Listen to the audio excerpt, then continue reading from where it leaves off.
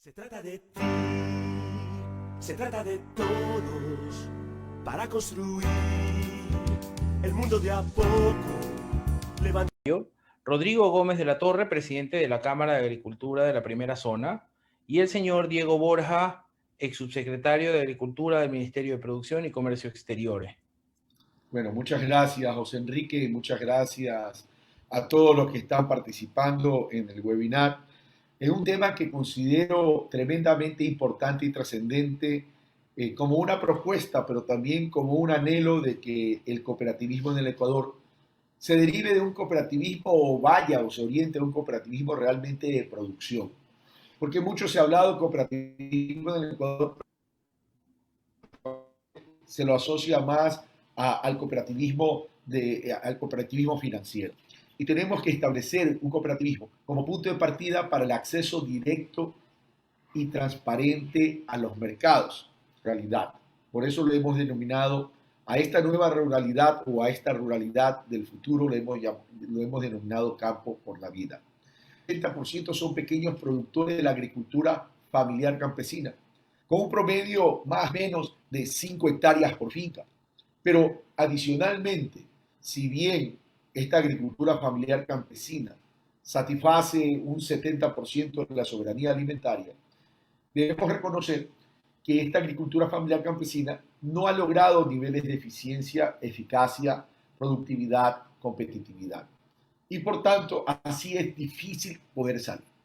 Reconocemos nosotros que los esfuerzos individuales evidentemente son legítimos, pero no son suficientes. Por eso lo que necesitamos generar es un cooperativismo que, aparte del concepto de asociatividad, esta cooperativa se concentre en la producción para agrupar a los agricultores familiares campesinos y que constituyan verdaderos bloques fuertes que permitan básicamente tener un objetivo fundamental. Y ese objetivo fundamental es eficiencia, eficacia. Pero para la eficiencia y la eficacia tenemos que comenzar a trabajar en términos también de sostenibilidad. Y para que exista sostenibilidad tenemos que generar rentabilidad, esa asociatividad e inclusión. La gran mayoría de estas fincas tienen problemas comunes y es por eso que necesitamos cambiar el modelo de producción, cambiar el modelo de asociación a cooperativas. Uno de los principales problemas que tienen las fincas tiene que ver con la comercialización. Una comercialización que desde el punto de vista de un agricultor familiar campesino tiene que enfrentar una gran y larga cadena de intermediación. El 90% de los pequeños productores venden a intermediarios y la idea es que a través de un sistema cooperativo, asociativo, de producción, distribución, comercialización, estos pequeños agricultores familiares campesinos asociados se convierten en sus propios intermediarios a través de la creación de mercados especiales, comunitarios, mercados de la economía popular y solidaria, o social y solidaria, como realmente a mí me gusta llamarlo más, porque debe ser así una dimensión distinta, ¿verdad? No queremos una economía de pobres para pobres, sino una economía o un modelo que genere realmente oportunidades que sea sostenible. No queremos una economía o una economía popular solidaria o social y solidaria de subsistencia. Tienen poco acceso al riego. Solo el 17% de las tierras productivas cuentan con riego. Nunca va a mejorar el sector agropecuario. Un sector agropecuario que representa el 12% del Producto Interno Bruto, pero representa el 12% del Producto Interno Bruto de hace muchos, muchos años. Es decir, más de 20 años, más de 20, o 25 años. 4 millones de tierras arables y apenas 1.800.000 tierras que están produciendo. Esos son los retos que hay que enfrentar. Por eso que en el tema de riego, nosotros hemos decidido declarar en emergencia el riego en el Ecuador. Construyeron los canales secundarios y terciarios, pero también trabajando en la tecnificación del riego. Otro problema con los cuales se enfrenta la agricultura familiar campesina es el problema de acceso al crédito en la banca pública. Menos del 20% tienen acceso a crédito formal, lo cual es preocupante, porque si el 20% tiene acceso al crédito formal, el 80% ¿dónde está yendo? o seguramente ya va el churco, o seguramente está yendo a pedir anticipos a toda esa larga cadena de intermediación, donde les van a negociar precios a la baja, y ahí ningún agricultor familiar campesino va a poder tener sostenibilidad.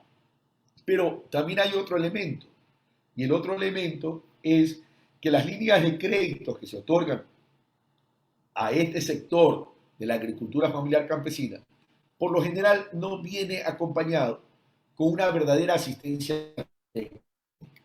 Y la asistencia técnica, la formación, la capacitación, la investigación, la innovación, no ha existido realmente en estos nichos. Aquí yo lo que creo que tenemos y considero que tenemos que generar esa asistencia técnica a través también de iniciativas privadas.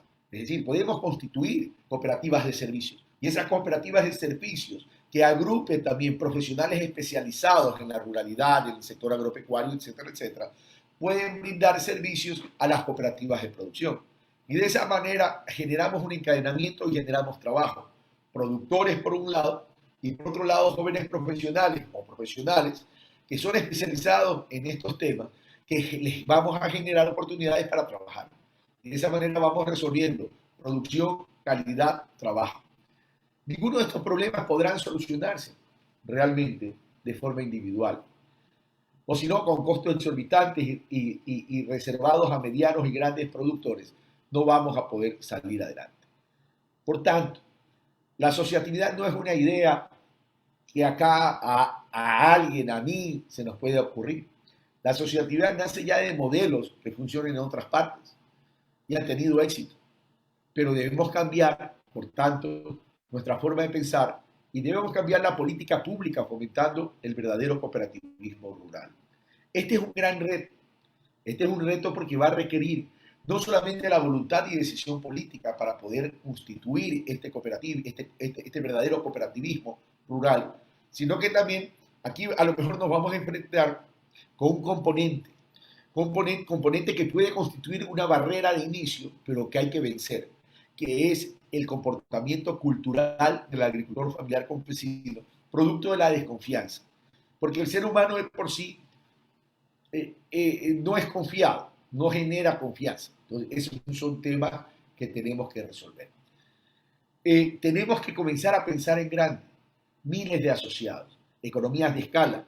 La economía de escala nos permite disminuir la estructura de costos de producción, aumentar la capacidad de producción y la capacidad también de negociación, y vamos a tener como asociatividad, como cooperativas, una fuerte capacidad de gestión.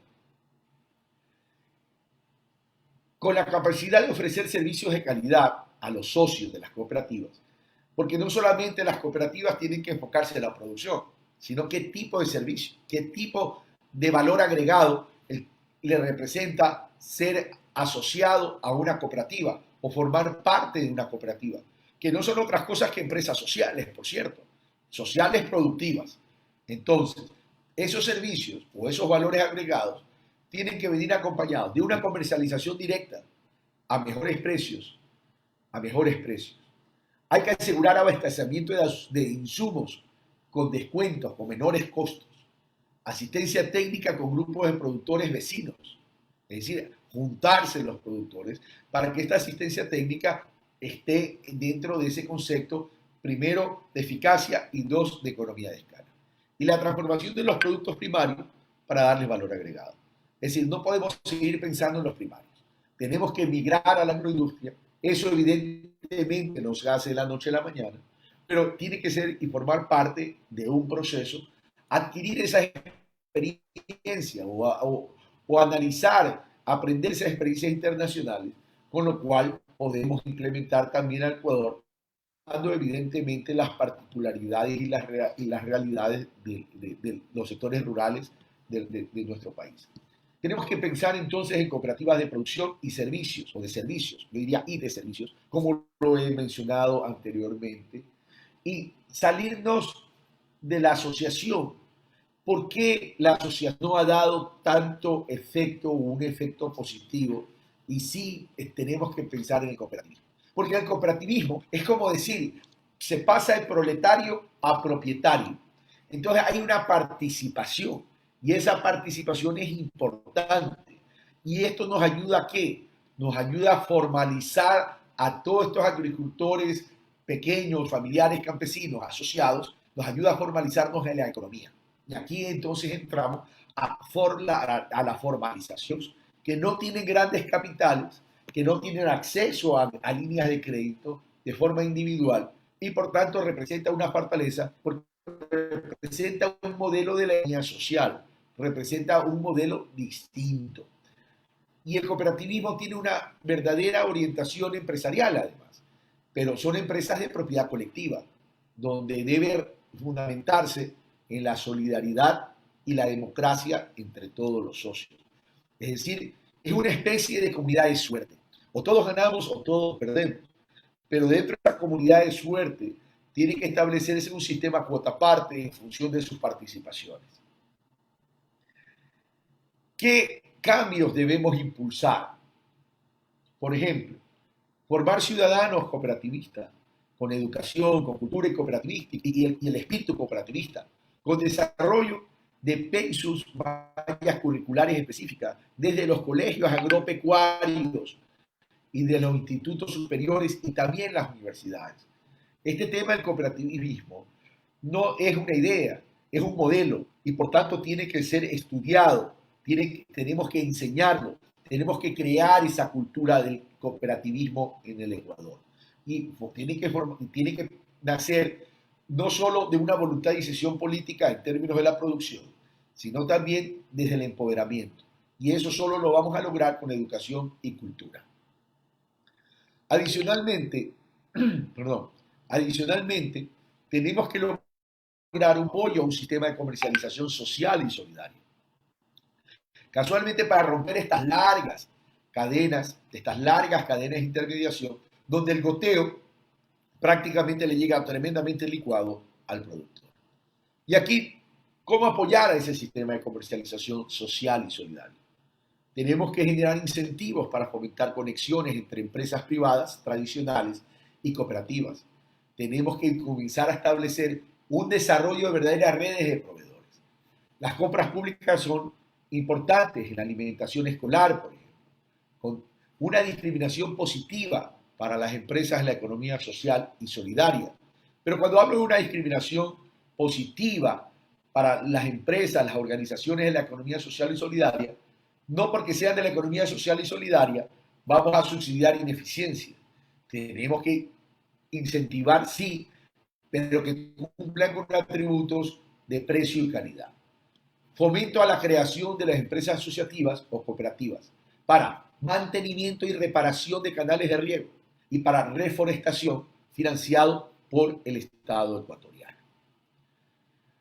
Necesitamos crédito en condiciones especiales para cooperativas. Por eso que nosotros hemos establecido $1.000 millones para la economía popular solidaria en términos de línea de crédito. Pero también $3.000 millones de la CONAFIPS para las cooperativas de ahorro y crédito, cooperación entre cooperativas financieras y no financieras. Esto es fundamental. Lo que hay que trabajar con la CONAFIPS, con el sistema cooperativo de ahorro y crédito, es que el costo financiero tiene que ser acorde a la realidad de una economía dolarizada, de un país en crisis, y por tanto habría que hablar de ese costo financiero donde el Estado ecuatoriano puede ayudar a través de pronto de un subsidio de ese costo financiero. Pero tenemos que sentarnos a hablar. No sé si Juan Carlos Urgilés esté ya presente, pero eso es un tema que hay que trabajar. Entonces, aquí estamos. Esa es la breve introducción que quería darles para luego ya iniciar pues con el conversatorio, con la interacción, queridos amigos. Listo, Carlos. Muchísimas gracias. Gracias. William Ulloa, por favor, tiene la palabra. Le voy...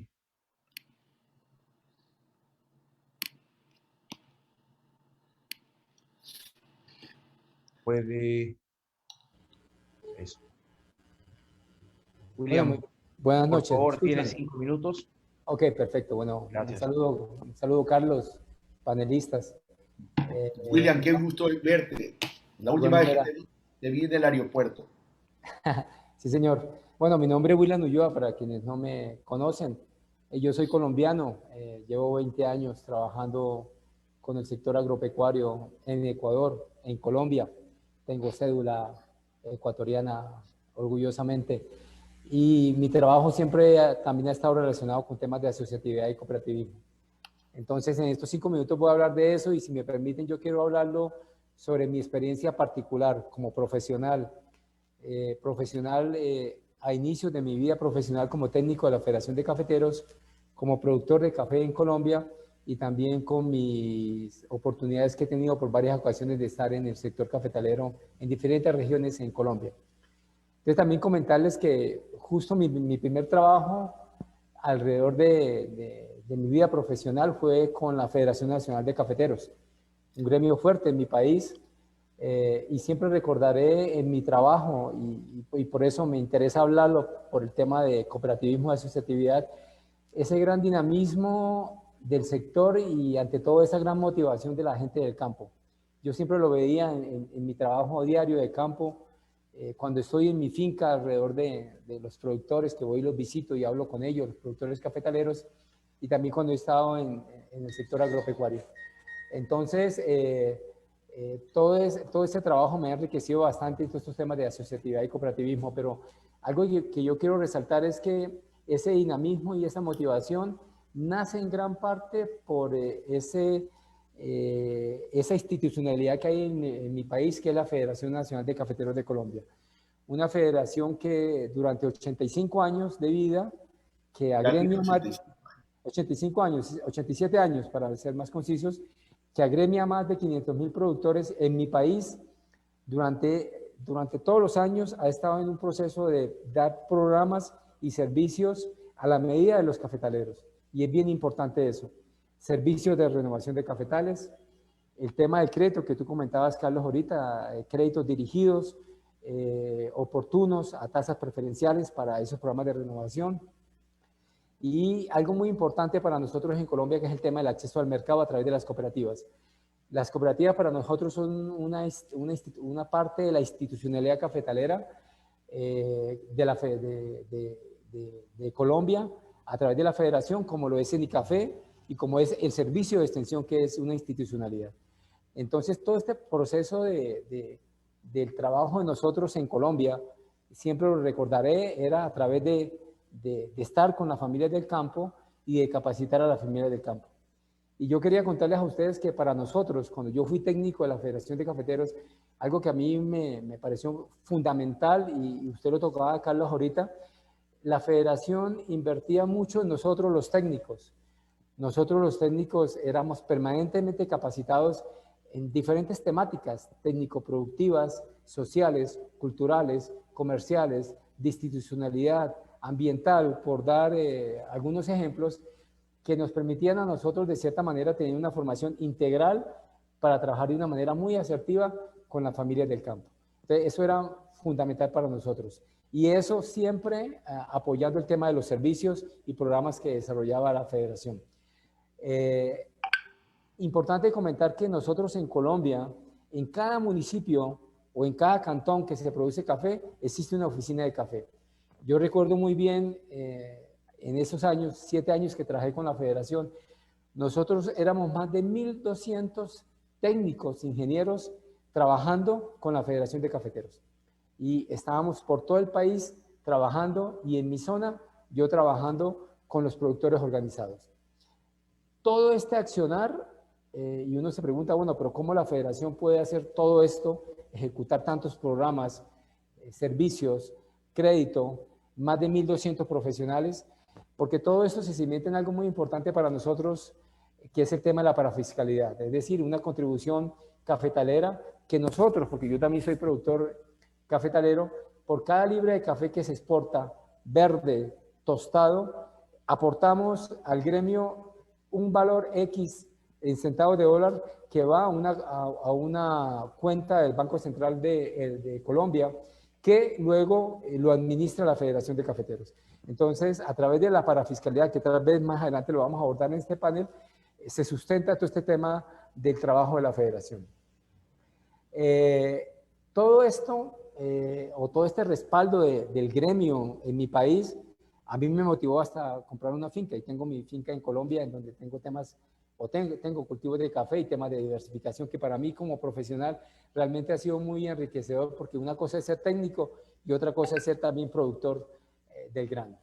Entonces, con esto, y sé que tengo solo 5 minutos, quería contarles que el desarrollo rural, el desarrollo económico en las regiones cafetaleras, y que los productores y las familias vivan bien en Colombia alrededor del café, es porque en Colombia ha existido una asociación fuerte, consolidada, cohesionada, que es la Federación Nacional de Cafeteros, que ustedes han escuchado muchas veces. Una federación de 87 años que ha sido el soporte técnico, financiero, con programas en general, siempre a la medida de las familias y de las regiones cafetaleras.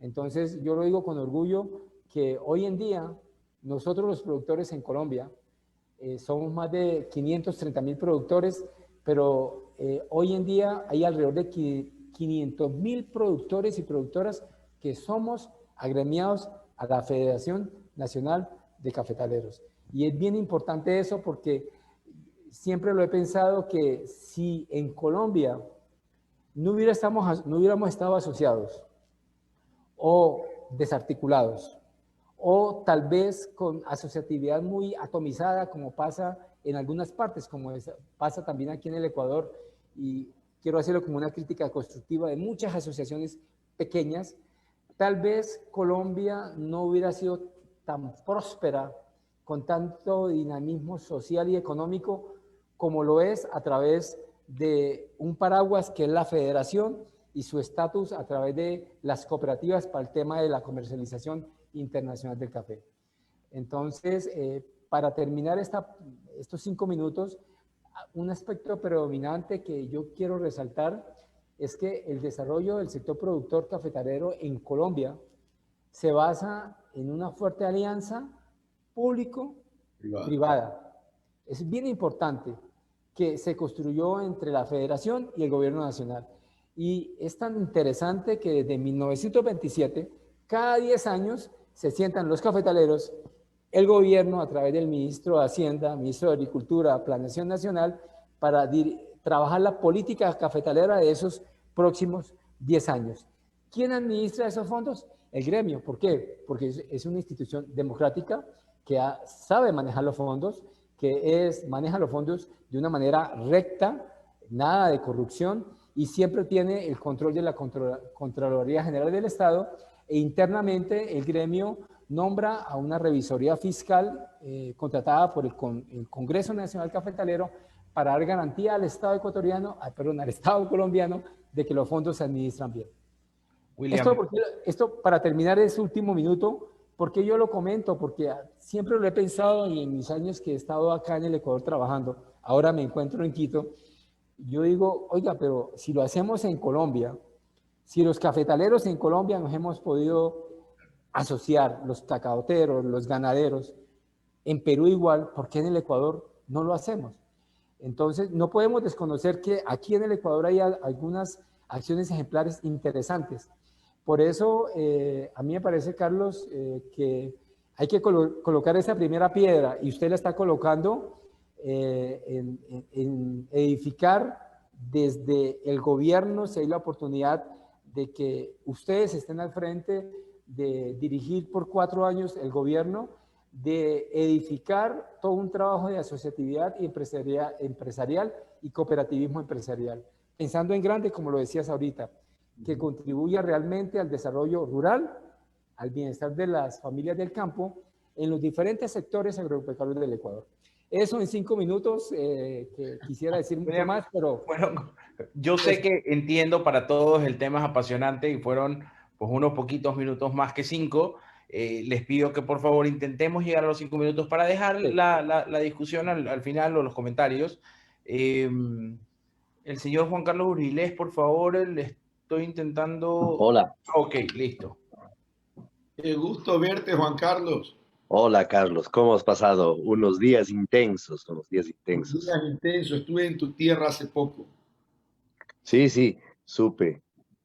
Supe que estabas por aquí y ojalá te hayamos tratado bien. Viniste en Domingo de Ramos, no cualquier día llegaste.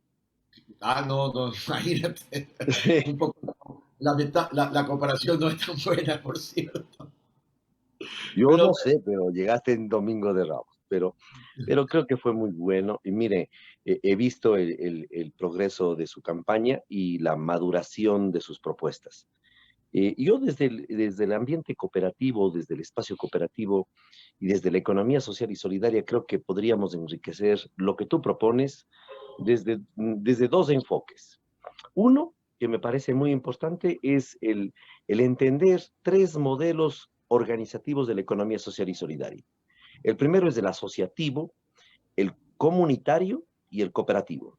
El modelo más potente es efectivamente para avanzar más rápido, podría ser el cooperativo. Aunque no hay que desconocer que el asociativo y el comunitario tienen sus características y sus potencialidades. Hoy nos centraremos en el cooperativo. También reconozco tu palabra sobre el alto nivel de minifundismo que complica enormemente la capacidad para llegar a economías de escala. Y creo que eso es también uno de los factores importantísimos.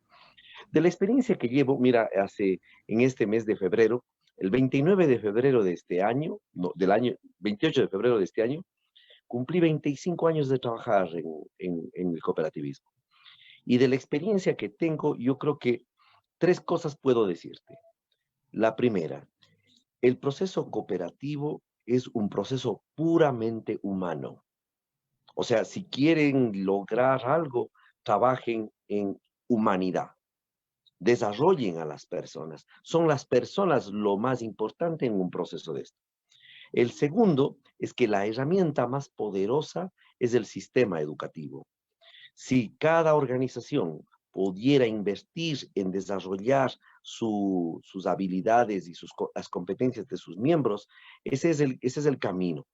Y el tercer elemento es que hay que construir una cultura de la cooperación. Y la cultura de la cooperación no solamente en el cooperativismo, sino en toda la sociedad. Cuando había en esas épocas de mucha pugna por los impuestos, yo les decía, uno de los más grandes actos de solidaridad es el impuesto. Sí, el impuesto solidario, claro, el impuesto es un acto solidario y es un ejercicio de democracia económica. Entonces, si se trabaja en el cooperativismo, creo que es importante hacerlo como un mecanismo para organizar de mejor manera, pero si no se trabaja en la cultura, si no se trabaja en la educación, si no se tiene presente a las personas, no llegas muy lejos. En el sistema educativo, por ejemplo, habría, y en la intervención que podría hacer un gobierno de Andrés y tuyo, creo que una de las cosas importantes es la intervención multisectorial. Si no intervienes en el sistema educativo, si no intervienes en el sistema financiero y si no intervienes en el sistema productivo, técnico productivo y administrativo, pues habrás hecho solo una parte. Creo que estos tres elementos son el fruto de 25 años. Estoy muy contento de poder compartir este espacio.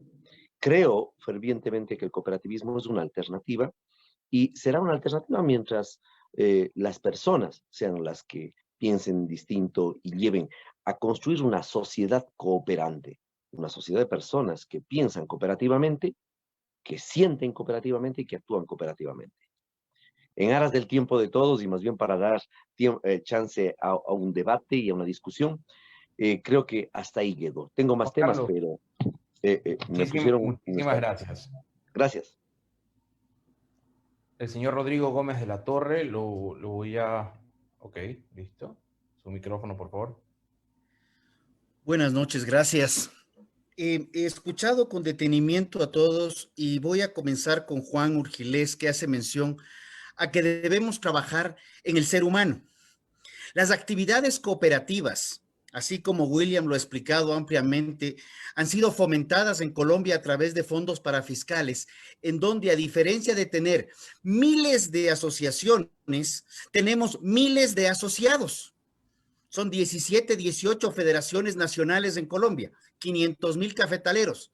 Aquí tenemos de un estudio que realizamos el año 2019, alrededor de 35,000 asociaciones creadas por Ministerio de Agricultura, Ministerio de Industrias, Ministerio de Economía Popular y Solidaria, Superintendencia de Economía Popular y Solidaria, Secretaría de la Política, y hay unas 2 instituciones más que se me caen ya, porque hasta por las instituciones nos perdemos.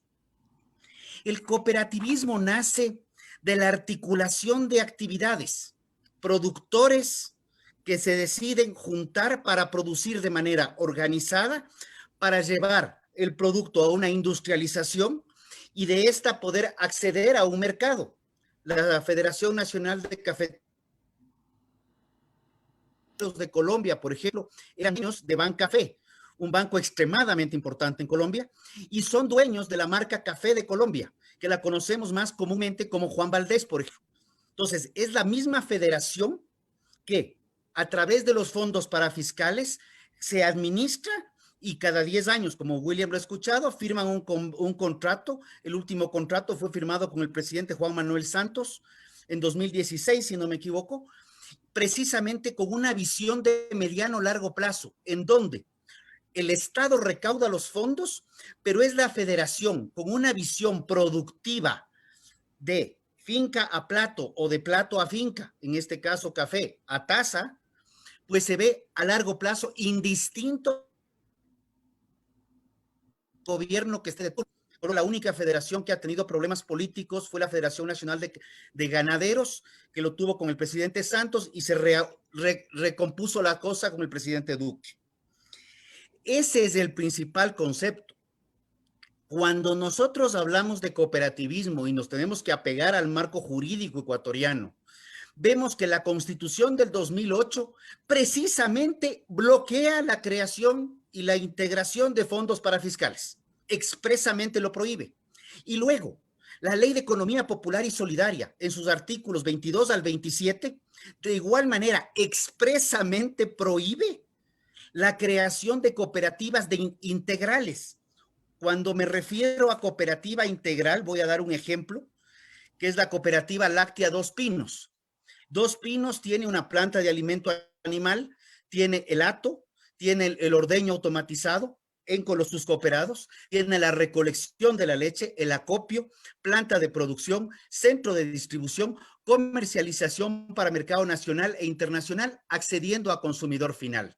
Aquí, tal cual lo has mencionado, Carlos, aquí segregamos cooperativas con la misma visión que se dividió las empresas. No se entendió el sistema de economía popular y solidaria, entonces tú tienes cooperativa de productores, cooperativa de consumidores, cooperativa de servicios, y no puedes integrar más de una actividad económica en el sistema cooperativo.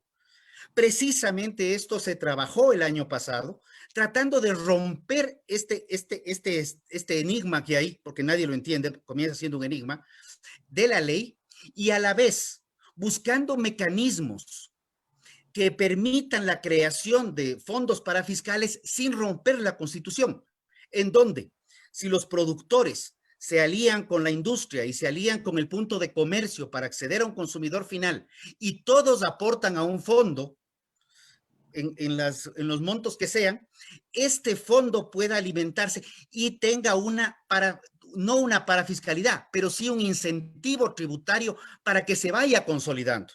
Y de ahí sí tener un fondo, y esto te digo porque lo hemos puesto en papel escrito, un fondo que permita información fundamental. Podemos sentarnos a debatir si es que estamos con el PIB del 12 o del 7,5. Si tenemos 4 millones o 12 millones de hectáreas o 7 millones de hectáreas. Si estamos con 860,000 unidades productoras o con 1.600.000. Todo queda sujeto a quien lo plantee y a quien lo discuta, porque no hay una información consciente y fuerte atrás.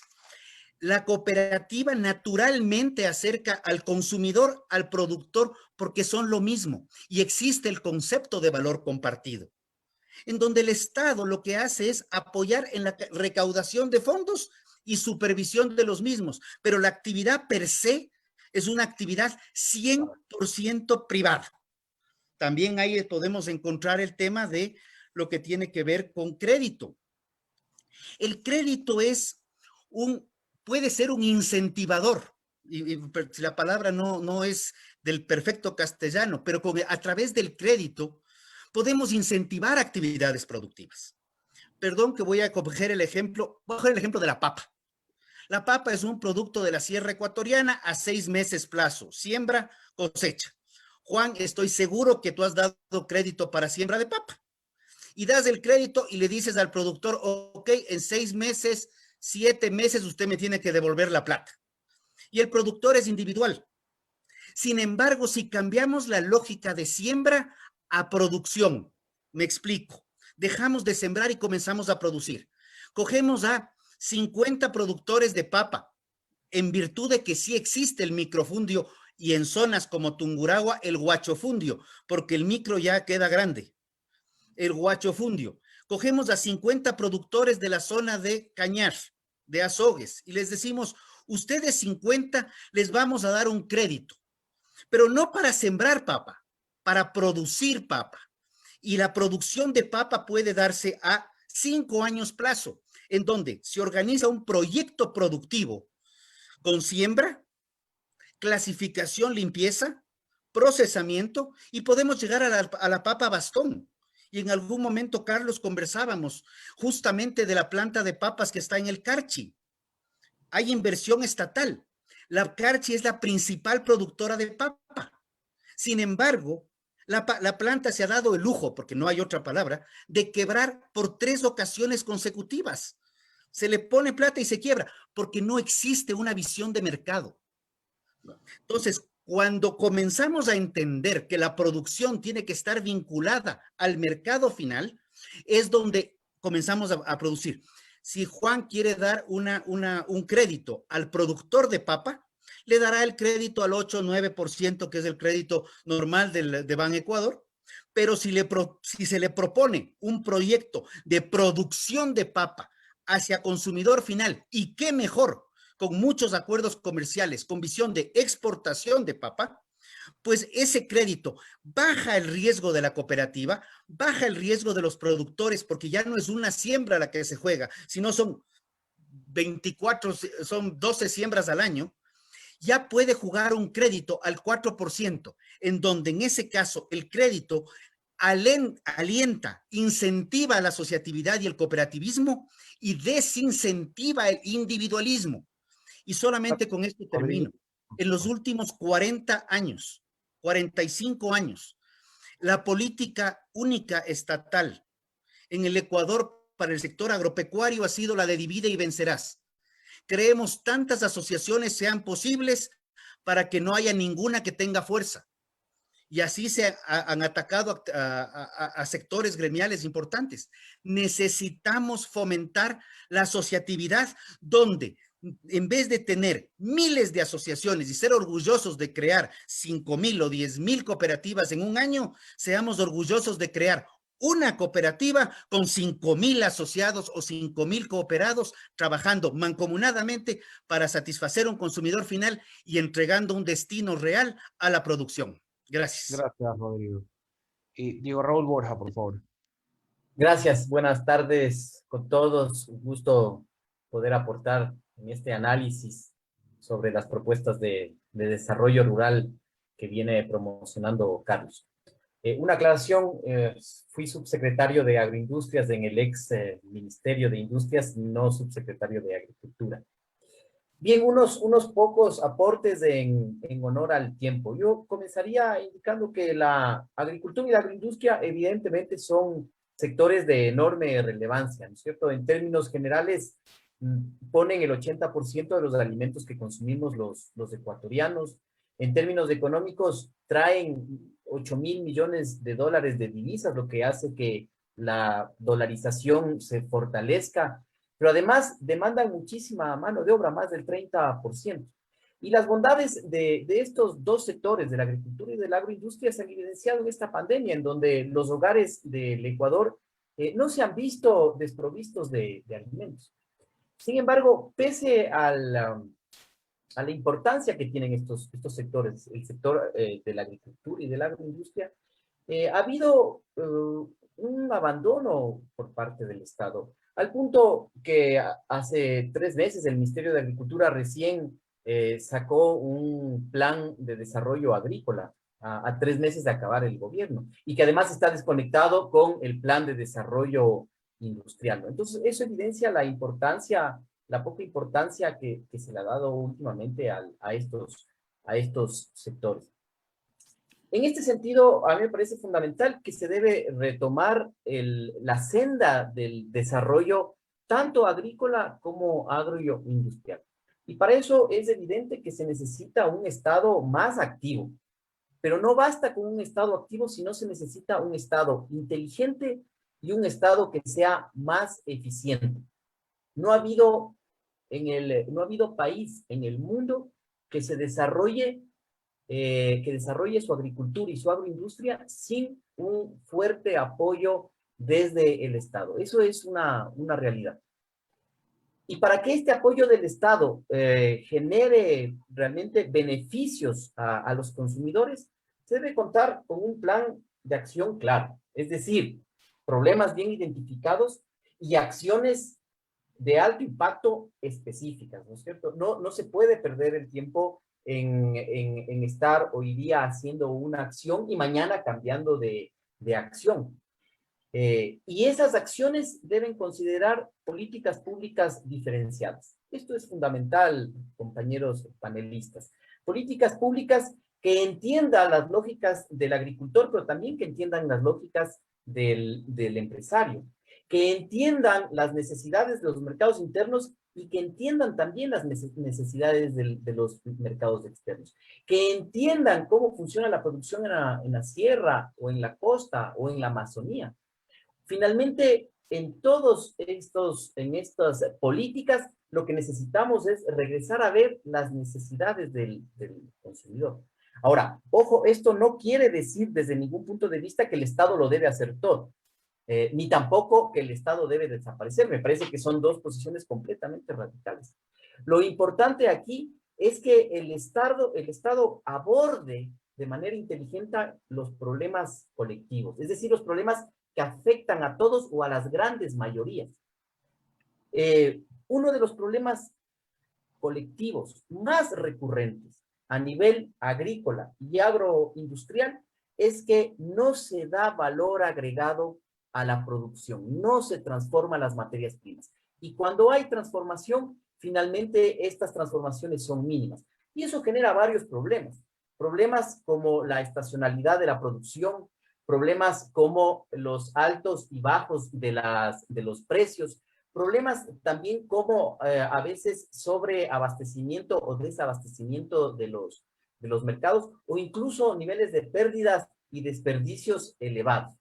Entonces, una de las maneras de dar valor agregado es el proceso de transformación industrial. Y este proceso de transformación industrial evidentemente requiere de un esfuerzo del sector empresarial en inversiones, en desarrollo de productos, en apertura de mercados, pero también requiere de un Estado que tenga la capacidad de invertir, por ejemplo, en infraestructura, vialidad, electricidad, acceso al agua, o también un Estado que pueda invertir en bienes públicos, como la investigación y la innovación. Cuando hablamos de bienes públicos, hablamos de bienes que se den a conocer a todos para que todos puedan beneficiarse. Y también un Estado que pueda desarrollar y que permita la aplicación de tecnologías emergentes que hoy día son existentes en otros países y para nosotros nos resultan todavía relativamente nuevas. Por ejemplo, la trazabilidad, el uso de celulares para mejorar la productividad, la alfabetización digital, el acceso al Internet. Usted, Carlos, sabe muy bien que hoy por hoy el acceso al Internet al sector rural es limitado. ¿Cómo podemos aplicar estas tecnologías digitales si no tenemos Internet? Y con esto termino. El cooperativismo finalmente permite a los pequeños productores agrícolas, pero también a las pequeñas empresas agroindustriales, acceder a condiciones que son necesarias para competir de manera más equitativa, más igualitaria en los mercados. Para un pequeño productor es imposible importar insumos porque es muy pequeño, o es imposible negociar pequeños volúmenes, o es imposible alcanzar economías de escalas que bajen sus costos de producción. Ni hablar de desarrollar, financiar innovaciones. Pero al juntarse los agricultores, los empresarios, en este modelo de cooperativas, todo esto va a ser viable y para muestra un botón. En otros países ya lo están haciendo. Estos serían mis aportes a este conversatorio. Diego, muchísimas gracias. Pues le vamos a ceder la palabra al ingeniero Carlos Rabascal. Luego de esto, el que tenga pues que quiera la palabra, quiera opinar, quiera dar hacer una pregunta, responderla, por favor nos pide la palabra y se la vamos cediendo para que sea un poco ordenado el conversatorio. ¿Listo? Gracias, José Enrique. Yo quisiera ser más interactivo porque hay muchos elementos importantes que se han aportado en esta conversación. Voy a comenzar por William, en el sentido de la experiencia que él nos ha compartido, la experiencia colombiana. Ahí hay varios elementos de beneficios de un sistema cooperativo que es amparado bajo una institucionalidad paraguas que se llama la Federación de Cafetaleros. En ese sentido, no solamente entonces se entendió que es la asociatividad a través de un sistema cooperativo potente una gran oportunidad, sino que adicionalmente la institucionalidad de la federación permite muchas otras cosas más. Por ejemplo, el tema de la construcción de marca de sus productos. Eso para mí es fundamental, porque si queremos tener una visión no solo de primarios que van a atender los mercados locales, sino con una migración a los agroindustriales para agregarle valor, mejorar precios, también hay que ver la creación de mercados. Y la creación de mercados a través de la federación, la construcción de marca y creación de mercados, porque la federación permite y facilita eso, permite mayor eficiencia, mayor eficacia, mayor profundidad, mayor conocimiento y mayor poder de negociación. Y también se constituye mejor interlocutor, como bien lo ha dicho William y lo ha ratificado Rodrigo, mejor interlocutor con el gobierno, que es el que emite las políticas públicas. Entonces ahí hay una articulación pública-privada que no podemos dejar de lado, porque la idea es casualmente para fortalecer los distintos sectores, es encontrar esas causas comunes que permitan fortalecer al sector para generar esa sostenibilidad. Y esa sostenibilidad se tiene que dar también con penetración en mercado. Ahora, eso es importante porque esa federación nos ha enseñado que, uno, a ser eficiente y eficaz, perfecto, pero también creó una marca del café colombiano. Y cuando se menciona café en el mundo, es igual, en términos de percepción, igual a Colombia. Entonces, hay una marca país y producto. Y eso nos falta a nosotros, nos falta muchísimo. Por eso que es importante estas experiencias, porque así como a los asiáticos se les dijo en algún momento, y esto lo contaba este gran consultor mexicano, Miguel Ángel Cornejo, que ya lamentablemente falleció, ¿cómo se fueron al desarrollo? Aplicando la tecnología del obvio, imitar, igualar y superar. Yo creo que hay un modelo. Hay cosas que se pueden, que de pronto nos van a generar cierto ruido, como la parafiscalidad. Por lo que dice Rodrigo, constitución, ley, la ley se puede reformar, de hecho la ley de economía popular y solidaria hay que reformarla.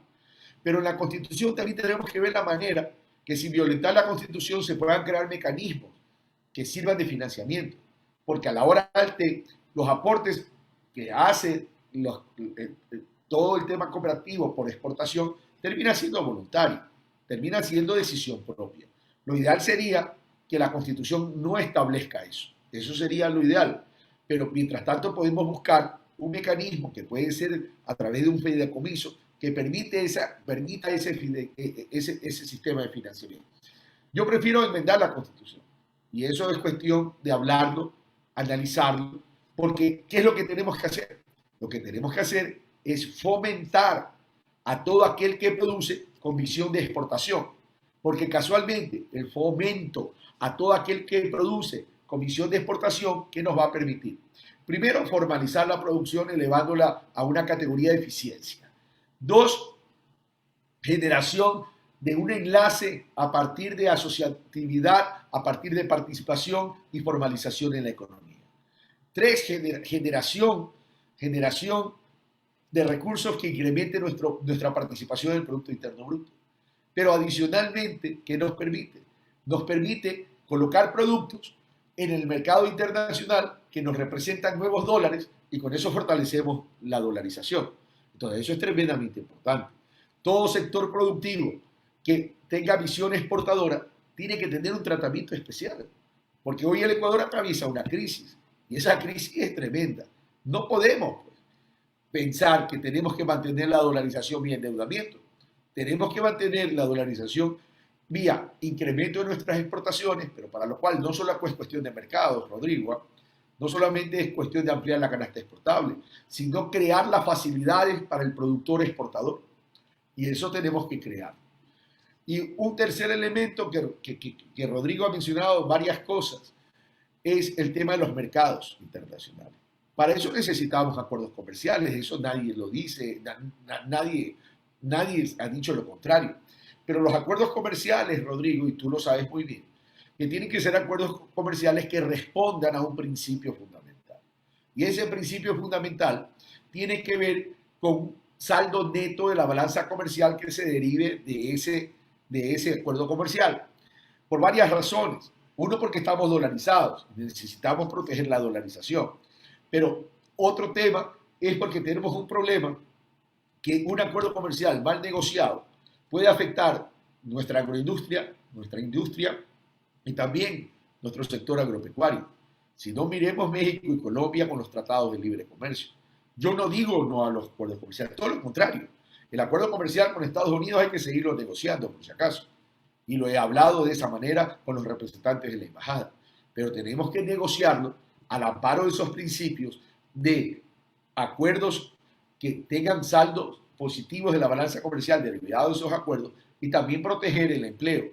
Porque si no protegemos producción nacional, tampoco vamos a proteger el empleo. Y tenemos un problema de empleo en el Ecuador, un problema de trabajo. Pero tenemos que buscar los mecanismos, no de proteccionismo en un momento dado, sino de blindaje para que entremos en un proceso, para que dentro de ese proceso, en un horizonte de tiempo, podamos ser realmente competitivos a efectos luego de poder competir con el mercado con los mercados internacionales.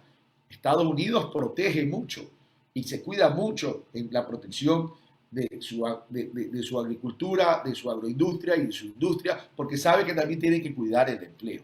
Entonces, es cuestión de establecer un plan de verdadero desarrollo del sector que contemple producción, agroindustria, exportación. En cuanto a lo que ha indicado Juan Carlos Urgilés, yo más bien ahí le planteo inquietudes mías, Juan Carlos, en el sentido de cómo articular el cooperativismo financiero con el no financiero, considerando que las tasas de interés en el Ecuador son altas.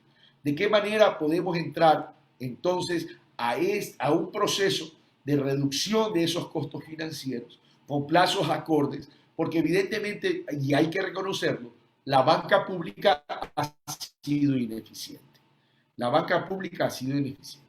Entonces, más bien ahí, a mí me encantaría, Juan Carlos, que conversemos sobre cómo encontrar esa articulación entre lo financiero y lo no financiero dentro de reglas o de condiciones que nos permitan contribuir a la solución y no agrandar el problema, porque costos financieros elevados no van a permitir tener espacios para poder ser competitivos.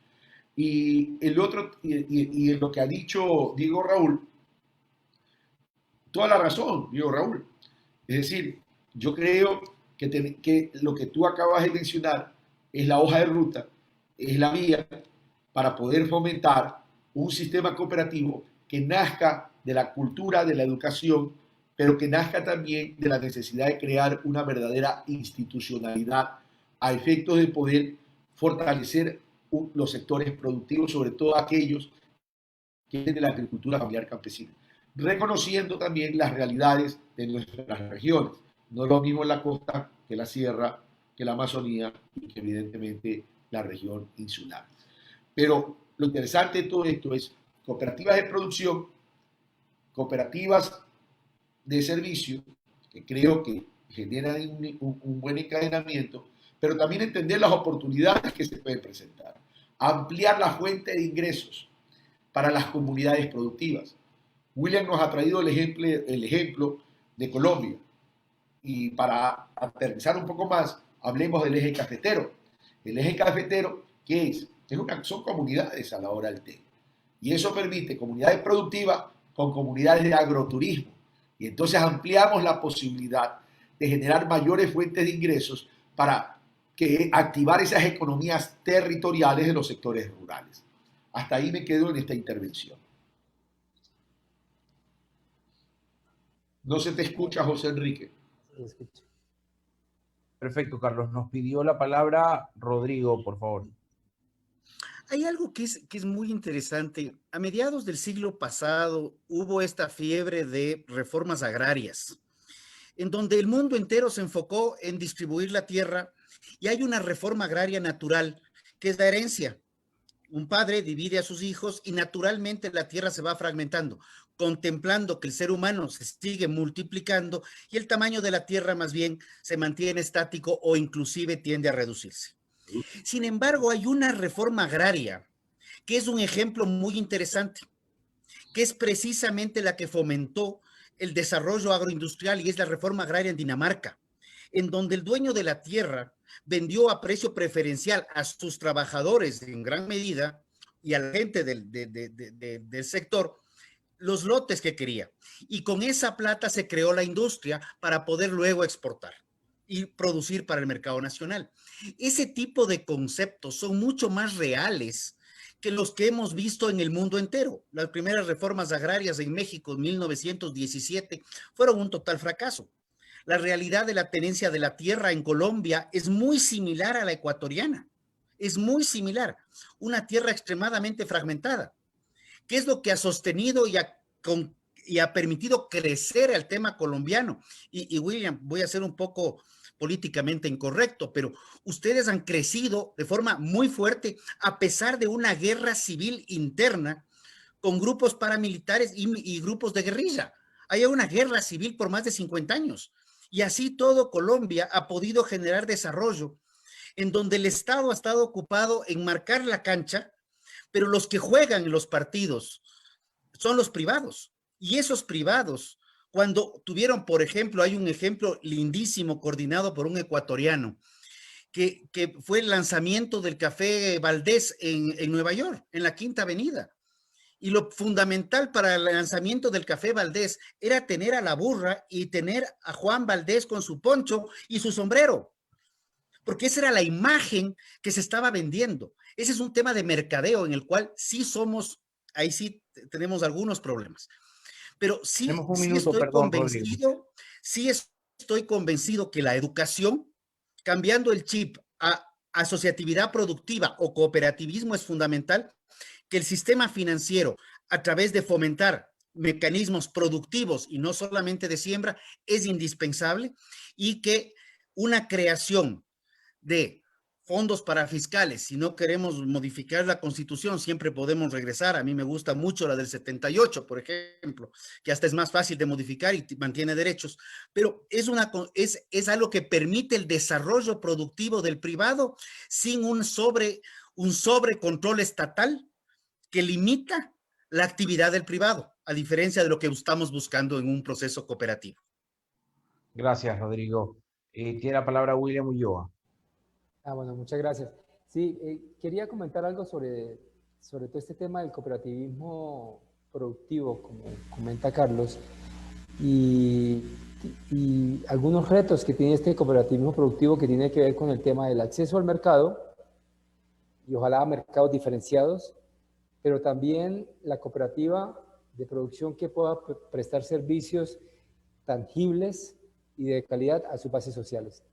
Hace 3 años fuimos con unos empresarios cafetaleros de aquí el Ecuador, de Galápagos también, por supuesto Ecuador, fuimos a Café Norte, cooperativa del norte del Valle del Cauca. Nos reunimos con el servicio de extensión, con el gerente, el doctor Julián González, en fin.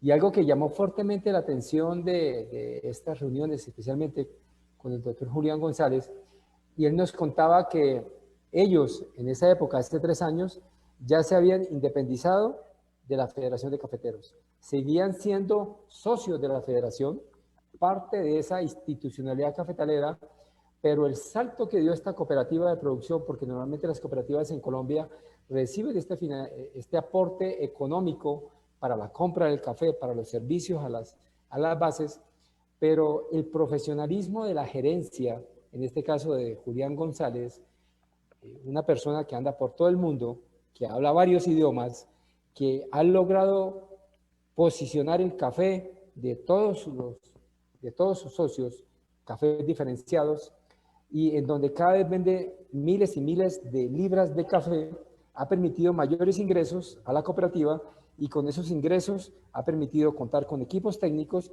para prestar los servicios tangibles y de calidad a sus bases sociales. En esa época, Julián nos comentaba que ellos ya eran autónomos en términos también financieros. Y ese es un gran reto que, en mi opinión, tienen las cooperativas aquí en el Ecuador y en todas partes, que es la parte financiera. Porque siempre, y lo he visto aquí en las asociaciones de productores en el Ecuador, en donde por no tener autonomía financiera, se les dificulta de cierta manera ese proceso de crecimiento. Entonces, hay un reto, pero es viable, pero depende mucho del profesionalismo de quienes están a la cabeza de estas cooperativas, gente muy profesional y que andan por todo el mundo, hablando varios idiomas y posicionando un producto, ante todo, diferenciado al mercado internacional. Gracias, William. Diego, por favor. Es decir, quienes manejan el tema, perdón, solamente una inquietud, William. Quienes manejan el tema, quienes dan la administración son profesionales, los productores, si no son equipos de profesionales contratados para el tema. Sí, señor, son equipos de profesionales contratados por la junta directiva de la cooperativa, gente muy profesional, con muchas capacidades, que de cierta manera le rinden cuentas a la junta directiva y a los productores. Algo que llamó fuertemente la atención también en esa visita que hicimos con los empresarios allá a Colombia, es esa compenetración que tiene ese gerente también con los campesinos. Es decir, cuando va a las zonas rurales es uno más cuando está con los campesinos. Pero es el profesionalismo también para poder cada vez y cada año posicionar cientos de miles de libras de café a mercados diferenciados. Eso es importante. Perdón la interrupción. Gracias, Carlos. Yo nada más aportar unas pocas ideas a lo que mencionabas. Efectivamente, el cooperativismo es una alternativa para la agricultura familiar y campesina, porque en muchos casos son pequeños agricultores, pero también es una alternativa fundamental para estos empresarios agroindustriales que son todavía pequeños y que por los volúmenes en los que procesan no alcanzan economías de escala. El ejemplo más visible es la producción de quesos. Hay muchos pequeños productores de quesos que hacen un esfuerzo, pero que finalmente el rato que tienen su producto no llegan a ser competitivos en el mercado, y eso les obliga muchas veces a ser informales, es decir, a no cumplir la normativa básica para de esta manera ahorrar costos y poder llegar en el mercado. Entonces, por ejemplo, el cooperativismo también les aporta a estos empresarios que ya están insertos en el mercado y que necesitan buscar maneras de alcanzar mayores volúmenes y poder pelear un espacio en el mercado. Pero también a los compañeros panelistas, es evidente que el cooperativismo también le sirve a las empresas de mayor tamaño, porque para una empresa siempre será más fácil negociar con una cooperativa que tenga atrás 2,000 o 3,000 productores que estar negociando con 2,000 o 3,000 clientes diferentes. Entonces, finalmente el cooperativismo viene a ser una herramienta bastante transversal. Y para que este cooperativismo se dé, ojo, no es la única herramienta, hay varias herramientas que deben combinarse, porque en la política pública se aplica el arte de un buen chef, ¿no es cierto? Uno debe saber combinar los ingredientes, en este caso uno debe saber combinar las herramientas de política pública para alcanzar el objetivo que uno se plantea. Pero es evidente que el cooperativismo tiene que ir acompañado con una reducción tramitológica, con una facilitación. No puede ser que los agricultores o los empresarios tengan que dedicar mucho tiempo y por ende recursos para lidiar con el tema tramitológico. Pero también es evidente que todo este tema de controles y de requisitos va atado a una corresponsabilidad del sector privado de que cumpla la normativa sin la necesidad de que el Estado esté atrás. Es decir, que cumpla la normativa que permita que se satisfagan las necesidades de los clientes. No puede haber, por ejemplo, información engañosa en las etiquetas que haga que el consumidor se vaya por un producto que finalmente no estaba comprando, porque eso también perjudica principalmente a los negocios formales. Muchas veces esta práctica de querer ser más vivo que el otro, lo que hace es perjudicar al sector formal, y más bien el sector formal luego es el que regresa a ver al Estado y dice, Estado, por Dios, regule, controle, porque nos están afectando. Entonces es fundamental una corresponsabilidad entre el sector público y el sector privado. Yo, Raúl, una inquietud, o más bien, me gustaría escuchar tu criterio, ya que mencionaste el tema de queso. Salinerito es una prueba de un modelo de gestión, diría yo, muy exitoso. La facturación en plena pandemia, si no me equivoco, llegó a 12 millones de dólares. Se puede llamar un modelo de cooperativa de producción y que genera los volúmenes adecuados como para poder atender demanda de mercados internacionales. El sistema aplicado por Salinerito es evidentemente un modelo cooperativista. Finalmente se formó con todo el apoyo y conocimiento de los italianos. Y en Italia hay una característica, que el desarrollo productivo, tanto a nivel agrícola como agroindustrial, está a nivel de zonas. Ellos aplican mucho estas zonas, estos clústeres productivos, en donde las cooperativas vienen a ser los jugadores fundamentales. Ha tenido muchísimo éxito el Salinerito, ha tenido una visión comercial combinada con un objetivo social. Ahora, es también evidente que a Salinerito todavía tiene muchos retos por delante. Por ejemplo, llegar a tener una sostenibilidad financiera completa, ¿no? Porque también ha recibido muchísimo apoyo, no solo de la cooperación internacional, sino también del Estado ecuatoriano, para que esta iniciativa se mantenga con el tiempo. Es decir, el objetivo de un proceso es que tenga la autonomía financiera para generar sostenibilidad. Y no solo eso, se debería hacer un esfuerzo por analizar el caso de los salineritos, encapsular ese caso y replicar fácilmente. Eso es lo que se ha hecho en Chile. Cuando los chilenos analizan, encuentran un caso exitoso, lo que hacen es un estudio muy claro de cómo funcionó, de cuáles fueron los aciertos y los errores, lo encapsulan, es decir, lo ponen en términos fáciles para que rápidamente se pueda replicar por otros actores. Interesante. José Enrique. Diego, bueno, antes de darle la palabra a Carlos para el cierre, pues queríamos agradecerles a todos. Veo que Juan Carlos Urgilés tiene... Juan Carlos, tenemos un minuto más, por favor, para su intervención. Seré rapidísimo. Carlos ha pedido cómo acercar el servicio financiero al agro.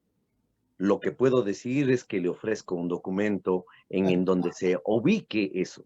Ese es un requerimiento muy, muy, muy necesario para impulsar el agro. Inclusive con ese instrumento hay como potenciar lo que decía el compañero, disculparán los nombres, Rodrigo, cómo lograr la integración.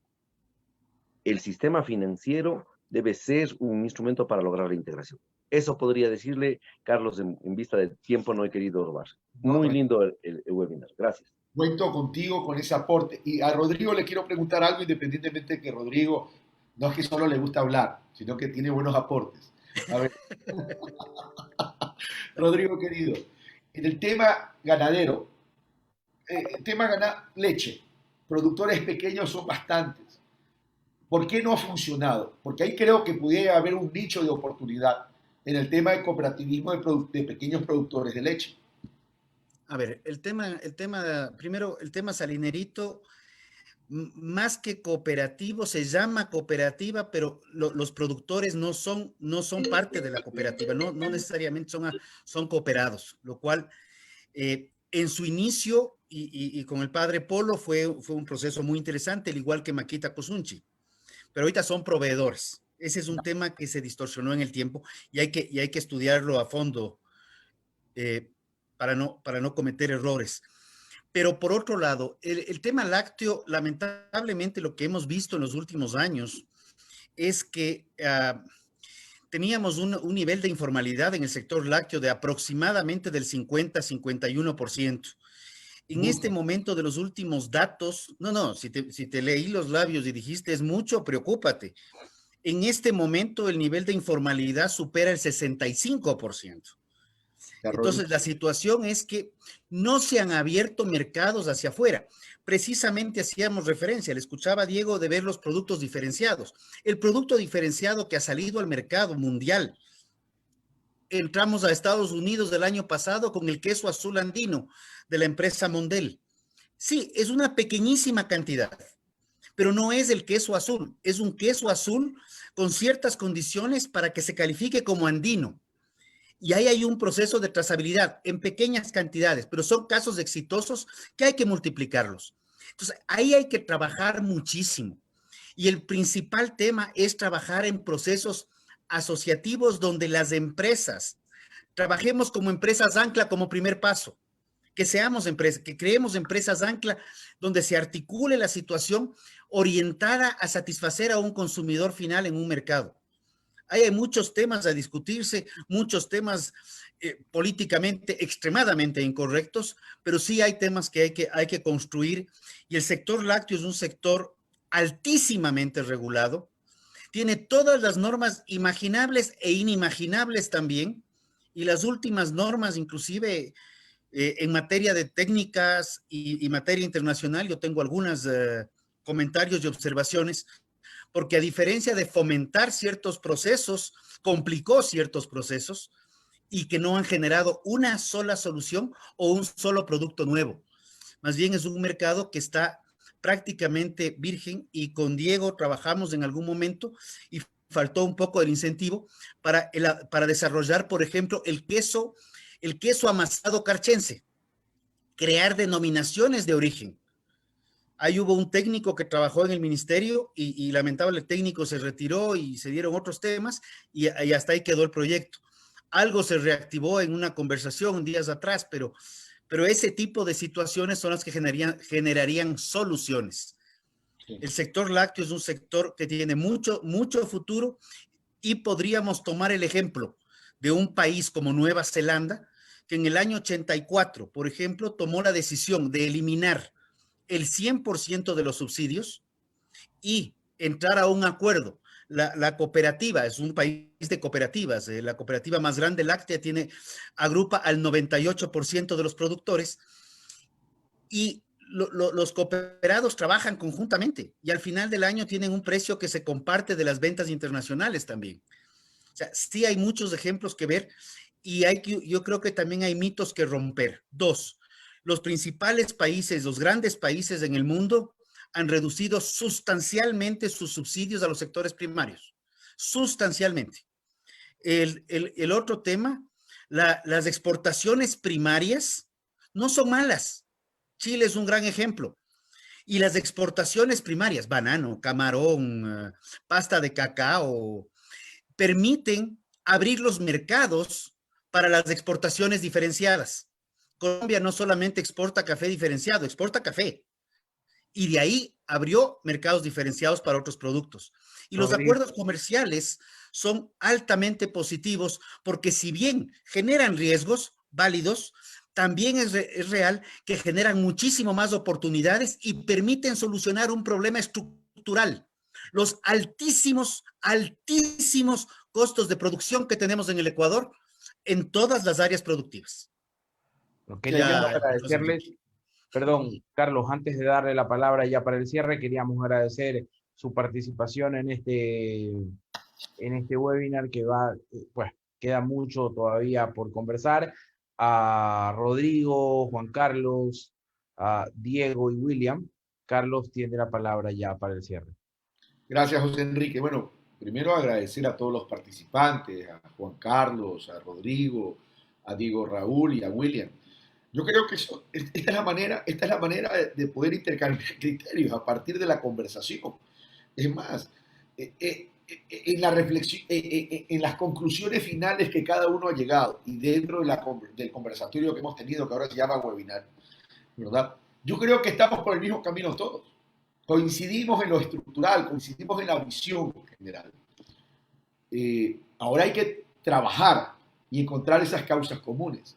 Yo más bien, además de agradecerlos, quiero invitarlos, porque en el hecho de que yo llegue a ser vicepresidente de la República y yo voy a estar encargado de todo el tema del sector productivo, la recuperación del empleo y la equidad territorial, que para mí es fundamental en términos de desarrollo local y territorial, yo creo que hay que trabajar mucho.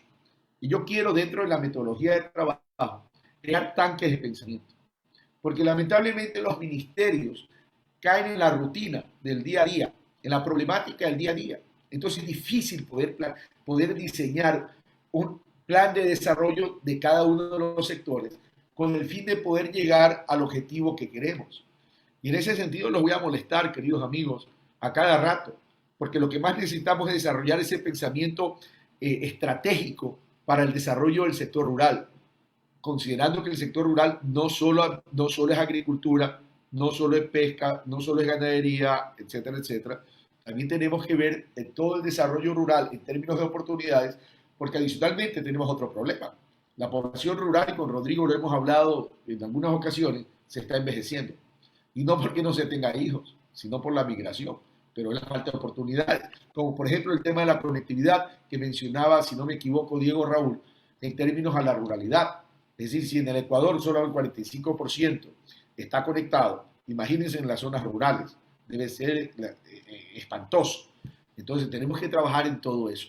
Así que los invito, queridos, primero a agradecerles y dos, pedirles que siempre con su sabio consejo y su orientación podamos intercambiar criterios y encontrar estas causas comunes en beneficio del desarrollo del sector rural y del Ecuador entero. Gracias con todos. Pues damos por finalizado el webinar de esta noche. Ha sido un gusto. Muchas gracias.